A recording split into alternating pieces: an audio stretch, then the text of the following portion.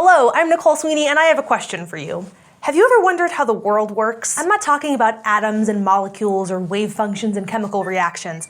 I mean the world of people. For example, have you ever wondered who goes to college and why? What is it that makes people march in the streets? How do you know to raise your hand in math class but not at the dinner table? Why do some people like Broadway musicals and some people like hip hop and some people like both? Well, we're gonna find out about all of that stuff and so much more. Especially you. You're gonna learn about you and your place in the world because this is Crash Course Sociology.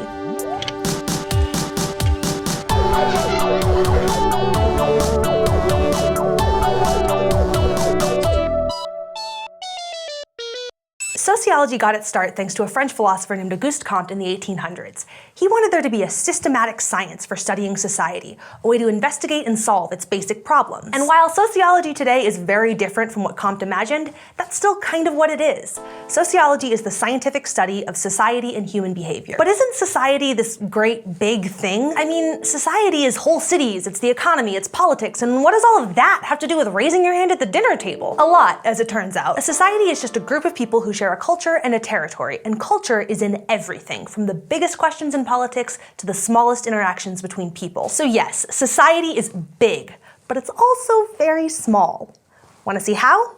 Let's go to the thought bubble. Imagine you're sitting alone in your room singing along to your favorite Broadway show at the top of your lungs. Not another person in sight. Society isn't anywhere to be found. Except that it is. Even if you ignore the house that you're in and the parents, siblings, or roommates you're probably bothering while you're singing so horribly, there's still the song that you're singing and the music that goes with it. Those things, along with literally every object in the room that you didn't make yourself, are all products of society. And you might be all alone when you're belting out Hamilton, but you weren't alone when a friend first introduced you to the musical and its songs. And for that matter, your taste in music isn't purely yours either. What kind of music you like can be influenced by anything from what you were exposed to as a kid, to what your friends like now, to what neighborhood you grew up in, or what schools you went to. Society is tricky. It gets in places you might not expect. Thanks, Thought Bubble. So when we say that sociology is the study of society and human behavior, that means that sociology is incredibly broad. In fact, it may be the broadest of what we call the social sciences. The social sciences include disciplines like economics and psychology, and while they all have different focuses and perspectives, they're all trying to understand the social world objectively through controlled and repeated observation. So what makes sociology different from any of these other social sciences? Well, like the others, sociology is looking for patterns, recurring characteristics or events. But it looks for all kinds of patterns in all kinds of places. Sociology looks at all aspects of society and at all scales, from two people talking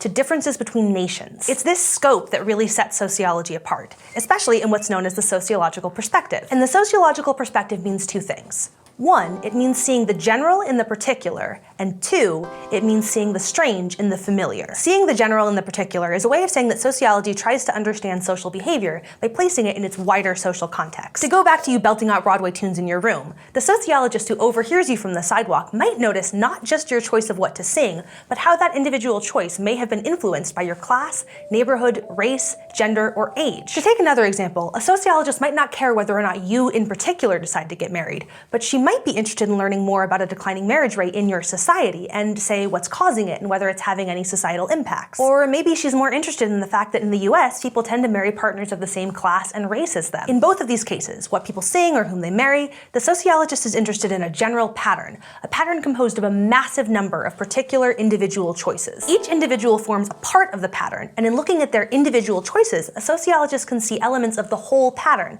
like seeing how a single stone fits into a mosaic. Seeing the strange in the familiar is the second part of the sociological perspective, and it's maybe more difficult to do. To see the strange in the familiar is to approach the everyday world as though you were seeing it for the first time, as if you were from another world. This is hard, but it's also incredibly important, and kinda cool. When we asked at the very beginning why you raised your hand to ask a question in your math class but not at your dinner table, that's a very small example of trying to see the strange in the familiar. And this is so hard to do because your own society tends to look normal to you. You take it for granted. As you're socialized into it, you're taught a common sense understanding of society, and that's not a bad thing. After all, you need a common sense understanding of society in order to live in it, right? You need to know that you shake hands when you meet someone new, and that red means stop, and that you should try to show up on time to things. But if sociology is going to study society, it needs to be able to look at these things as strange and unfamiliar in order to really understand how they work and to uncover patterns of behavior in a culture. Common sense has to just get us through the world.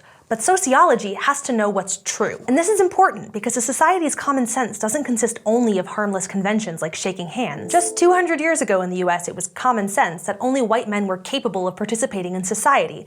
It was common sense that slavery was right and that women shouldn't be allowed to vote. These things were common sense in the same way that their opposites are taken for granted now. And the sociological perspective, seeing the general in the particular and the strange in the familiar, helps us to understand problems like this because it helps us see some of the key concepts in the study of society. Among these concepts, social location, marginalization, and power and inequality. If you imagine a map of society laying out all the different social groups and their relationships to each other, then your social location is your spot on that map. Your social location is a way of classifying yourself by race, social class, gender, sexual orientation, religion, etc. Understanding social location is important because just like the sociologist looks for the general and the particular, a person's life and choices will be influenced by their social location. This is true in a bunch of ways. Most obvious is that your social location can limit your choices. Some groups have legal rights and privileges that others don't. For instance, until a few years ago, gays and lesbians couldn't legally marry in the US, so their social location limited their choices. But social location also impacts what you learn and what you're taught about society.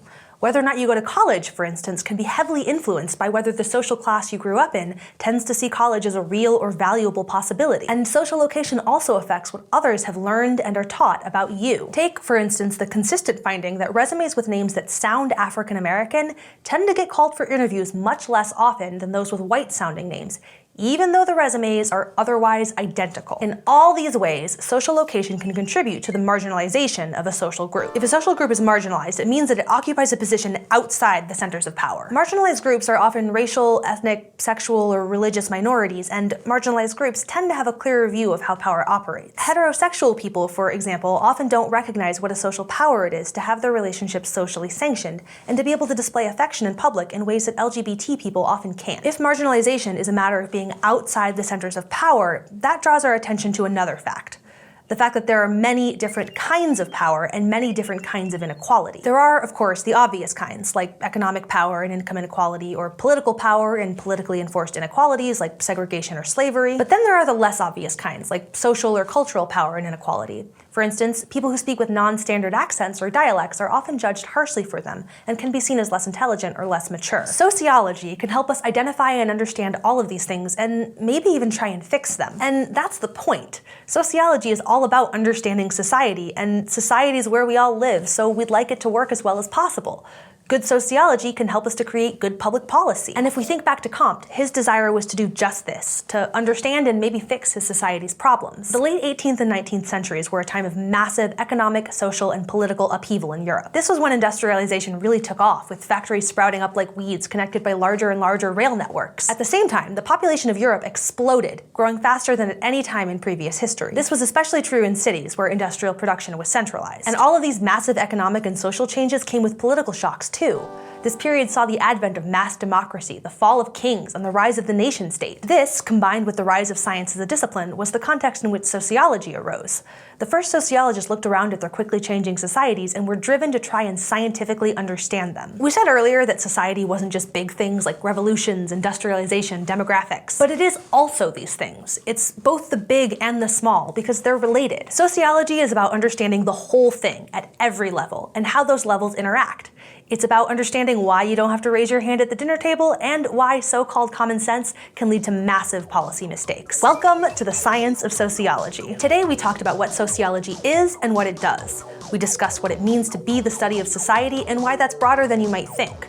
We introduced the sociological perspective and discussed how sociology differentiates itself from the other social sciences. And finally, we discussed what sociology can do and how that concern with social problems was at the center of sociology's beginnings. Next time, we'll introduce different theories of society, the basic paradigms of sociology. Crash Course Sociology is filmed in the Dr. Cheryl C. Kinney studio in Missoula, Montana, and it's made with the help of all of these nice people. Our animation team is Thought Cafe, and Crash Course is made with Adobe Creative Cloud. If you'd like to keep Crash Course free for everyone forever, you can support the series at Patreon, a crowdfunding platform that allows you to support the content you love. Speaking of Patreon, we'd like to thank all of our patrons in general, and we'd like to specifically thank our Headmaster of Learning, David Sachowski. Thank you for your support.